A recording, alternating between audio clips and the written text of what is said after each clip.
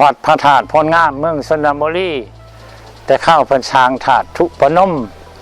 วัตถุสิ่งของเงินค่ำเครื่องค่ำของคูนเจ็ดลำเคียนคุณแต่เข้าค้นเจ็ดชอกเพื่อนจีแผ่พายย่อยกว่างไปใส่ถาดทุปนมแต่หลังจากนั้นว่าเรื่องทางคมนาคมมันกับไปมาทุกกระทำลำบากเลยบ่ท่านกับความเพียงห่องสองข้านของเพิ่นแต่บัดนี้ถาดทุปนมมาแล้วเพิ่นก็เลยแจ้งข้านว่าเรื่องวัตถุเขาขอเงินค่ำเจ็ดลำเคียนหันไปไหวไปหอดจุดได้แหละให้เมียนไว้ทีนั่นแล้วให้ขุดเอาดินขึ้นมาคูนไว้แล้วก็เป็นเจดีย์พระธาตุชายอูมุ่ง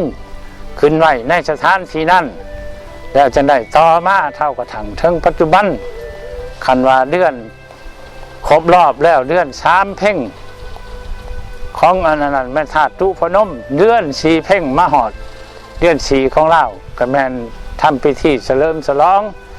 วัดพระธาตุพลงามตามประวัติและครูบาอาจารย์เพิ่นได้บ่งไว้แล้วก็บอกไว้พวกขน้อยก็ได้พร้อมผับประพันธ์ดำเนินประพฤติปฏิบัติคันว่าเดือน4 เพ่งมาแล้วก็ได้ทำพิธีเฉลิมฉลองตามครูบาอาจารย์เพิ่นได้สมุดบัญญัติไว้ตามนักปราชญ์อาจารย์เพิ่นได้บอกไว้ว่า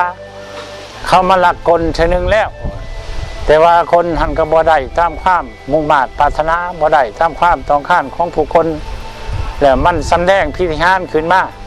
แต่ว่าคนคันว่าเทียบซะเดี๋ยวนี้ก็สิวังบ่าย2 โมงก็คืน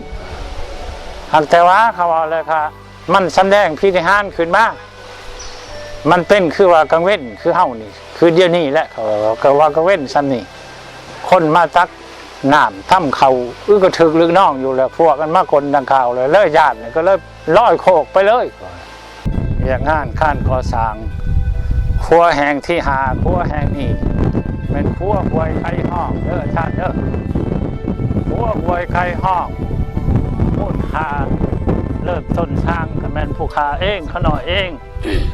ร่วมมูลค่าได้ก่อสร้างครัวแห่งนี้มีจำนวน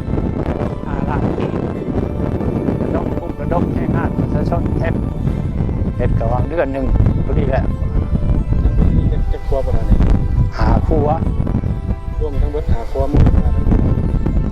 แห่งนี้ห่างคาวาแล้ว85 ล้านแห่งพบไปโพจะพูด78 ล้าน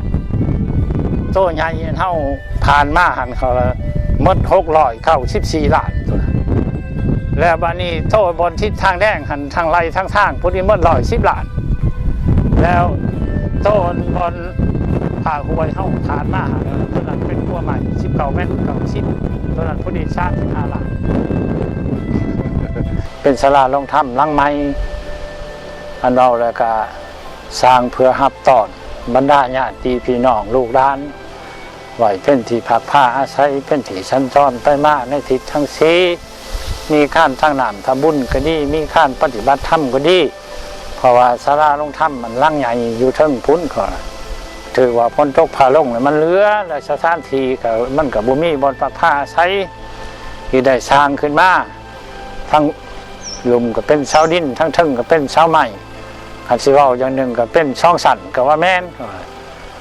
แล้วว่าทุกอุปกรณ์ต่างๆก็แม่นศรัทธาเจตนาของบรรดาครูบาอาจารย์และทั้งเจ้าทั้งง่ายทั้งบรรดาญาติพี่น้องลูกหลานพร้อมผับประพันธ์สร้างขึ้นให้เป็นบุญเป็นกุศลขำสู้อยู่นู้นบรรดาเจ้าภาพเจ้าศรัทธาลูกหลานให้มีความสุขความเจริญก้าวหน้าทวาร